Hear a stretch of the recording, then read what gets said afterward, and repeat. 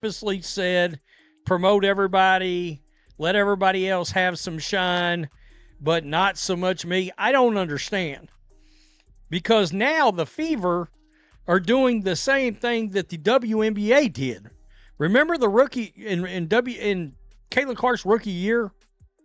The WNBA was like afraid to promote Caitlin Clark because it was like, we don't want to promote her out of fear of making all these other players jealous, right? Remember that? Or the media couldn't comment on nobody unless they threw in Angel Reese. Like Caitlin Clark and Angel Reese. The mask just slipped in Indiana, and the fallout is absolutely nuclear. Caitlin Clark, the woman who single-handedly saved the ratings of an entire league, has officially been relegated to a marketing gimmick by her own front office. While fans expected the Indiana Fever to build a dynasty around her, they instead turned her into a shameless side attraction for a cheap merchandise play.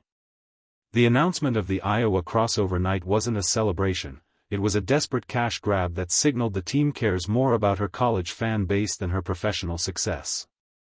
It is the ultimate betrayal of a generational talent, and the fans are not staying silent about it. The WNBA, and you're like, yeah, but I've seen the attendance and I've seen the ratings, and it looks an awful lot like it's Caitlin Clark, singular, as the only person that's led that, right? I don't understand what's going on with the Fever. There is so few Caitlin Clark posts over the last 10 days that it's just strange. And some of those are like game highlights. But as far as all these other little activities and this and that and the other, that they're MIA. Missing. Social media has erupted because the receipts are impossible to ignore.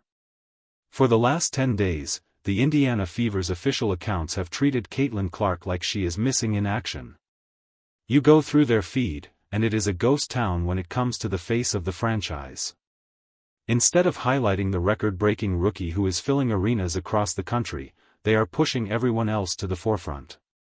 It feels calculated, as if there is a mandate to suppress her stardom just to avoid bruising the egos of the veterans or the coaching staff. The silence from the social media team is deafening to those who know who is really moving the needle. Caitlin Clark and her fans versus the WNBA owners, refs, coaches, players, old guard fans, and the media. Here we go. I mean, what are we doing? Hopefully Stephanie White asks the team what they think the Sparks are going to run. One of the worst looks I've ever seen from a coach at any level ever. Wow. The Fever went 1-3 against the Sparks last season. Caitlin didn't play in any of those 4 games. Fans are noticing a disturbing pattern that looks an awful lot like the league's original mistake. Remember when the WNBA was afraid to promote Caitlin because they did not want to cause jealousy among the other players? It looks like the Fever have inherited that same toxic mindset. They are terrified of making her the focal point, even though the ratings and ticket sales prove she is the only reason people are watching. By trying to force a balance that does not exist, they are actively sabotaging the momentum she built during her historic rookie run. They are treating a superstar like a role player, and the results are predictably disastrous. I've ever seen from a coach at any level ever. Wow. The Fever went 1-3 against the Sparks last season. Caitlin didn't play in any of those 4 games. Ray Burrell killed the Fever last year. She's in Chicago. Will it make any difference this year with the same coaching staff in charge? We're going to see. We're going to see. They really need to replace the women in the front office. I mean, I don't care if you win or lose. I just want 30 points. The Iowa night announcement was the tipping point that sent the Hawkeye fan base into a literal frenzy. The Fever decided to sell a crossover hat featuring Iowa colors, essentially telling fans, "We know you only care about her college days, so give us your money." It is a move that treats Caitlin like a relic of the past rather than the future of the organization. They are pimping out her legacy at Iowa to sell plastic hats while simultaneously refusing to let her run the point on the court.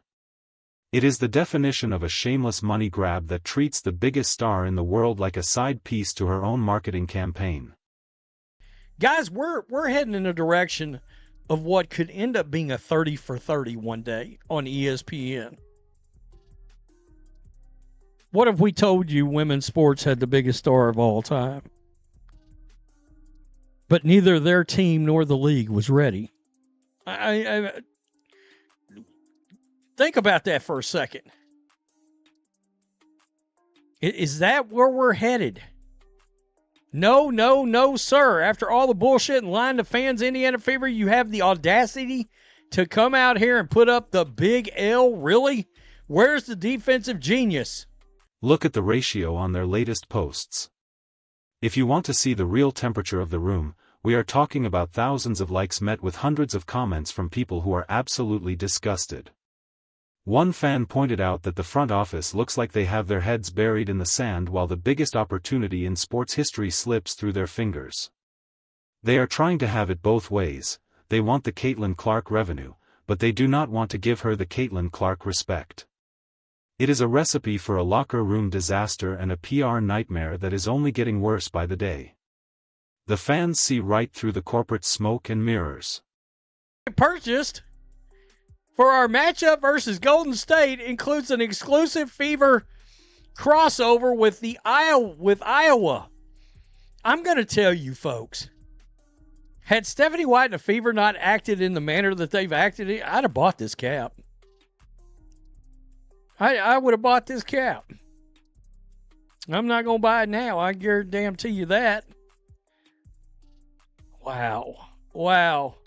Would have been sold out in 30 seconds if you snatched up Kate Martin. Hey, I can't defend it now. I said, hey, we don't need another guard. The signing of the new guard has only added fuel to the fire and exposed the front office's complete lack of a coherent plan. Just hours after claiming they did not need another guard, they went out and snatched up another Iowa alum. This is not about roster depth, it is about trying to appease a fan base they know they are losing. If they actually cared about chemistry or Caitlin's comfort, they would have looked at players like Kate Martin from the jump. Instead, they are making moves that feel like desperate PR stunts to keep the Iowa money flowing while ignoring the actual needs of the team. It is a hollow strategy that fooled absolutely no one.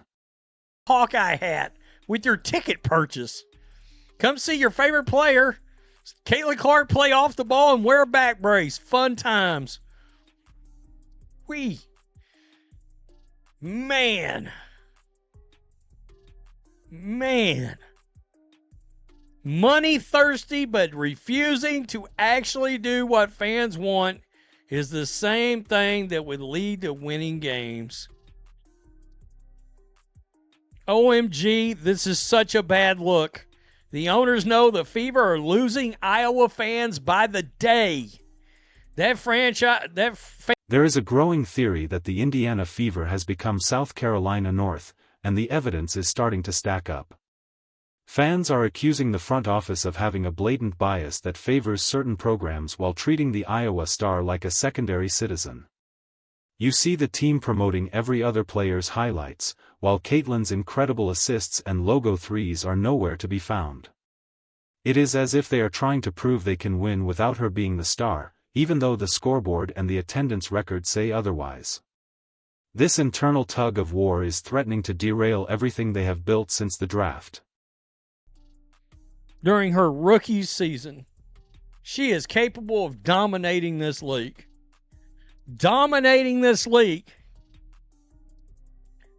That post-Olympic break run, she nearly won the MVP in 2 months. Think about that a minute. An unbelievable tear. The way Stephanie White uses Caitlin Clark, you would have thought that was non-existent. Stephanie White's coaching style is under the microscope, and the fans are not being kind about what they see. The way she is utilizing Caitlin Clark is making people wonder if she even watched a single game of hers at Iowa. Instead of letting the best playmaker in the world control the flow, she is being forced to play off the ball and run through endless screens just to get a touch. It is a waste of talent that borders on professional malpractice. They are taking a Ferrari and trying to drive it like a golf cart in a retirement community. The fans are demanding answers as to why the offense looks so stagnant when they have a human highlight reel. The upcoming game in Los Angeles against the Sparks is being framed as a war of Caitlin and her fans versus the world. The media, the owners, and even her own coaching staff seem to be on the other side of the fence. One fan commented that they want 30 points and 12 assists from Clark, and they do not care if the Fever win or lose at this point. That is how toxic this environment has become. The fans have realized that the organization is not interested in Caitlin's success, they are primarily interested in Caitlin's bankability. The disconnect between the management and the audience has reached a breaking point. What if we told you that the biggest star in women's sports was being held back by the very people who should be protecting her? That sounds like the start of a tragic documentary, and it is exactly where we are heading. The league was not ready for her, and it is becoming painfully clear that the Indiana Fever were not ready for her either. They are fumbling the bag on a scale we have never seen before. Instead of a championship run, we are watching a slow-motion car crash fueled by corporate greed and coaching egos. It is a heartbreaking situation for a player who deserves so much more than being treated like a secondary attraction. Let's talk about that hat again, because it represents everything wrong with the current management. They are charging fans for Iowa-themed gear while the team on the court looks nothing like the high-octane Iowa offense. It is a bait and switch. They want the Hawkeye money without the Hawkeye style of play. Fans are calling it South Carolina North gear in disguise. They feel like they are being mocked by a front office that hates the very fan base that is currently paying their salaries and building their facilities. You cannot ask people to buy into a brand when you're actively disrespecting the star that built it. The stats from the Olympic break run showed us exactly what Caitlin is capable of when she is the focal point. She nearly won the MVP in just 2 months of play. She was dominating the league, breaking records and making everyone around her better, but since the new coaching regime took over, that version of Caitlin has been suppressed. It is like they saw her greatness and decided it was a threat to the team system. They are trying to normalize a player who is anything but normal, and the results are predictably mediocre. You do not bench the talent that brought the crowds, you build around it until you win. The narrative that Caitlin needs to wait her turn or fit in is being pushed by people who do not understand the gravity of her impact. She did not just join the WNBA, she saved it from obscurity. The ratings did not grow because of the league's marketing. They grew because of her singular presence. For the Fever to treat her like just another roster spot is an insult to every fan who bought a season ticket. They are treating the main event like an opening act, and the audience is starting to head for the exits in total disgust. The era of the side piece needs to end before the fans decide to walk away for good. One of the most damning comments from the fans was the accusation of sabotage. People are literally questioning if the front office is instructed to tamper with Clark's numbers.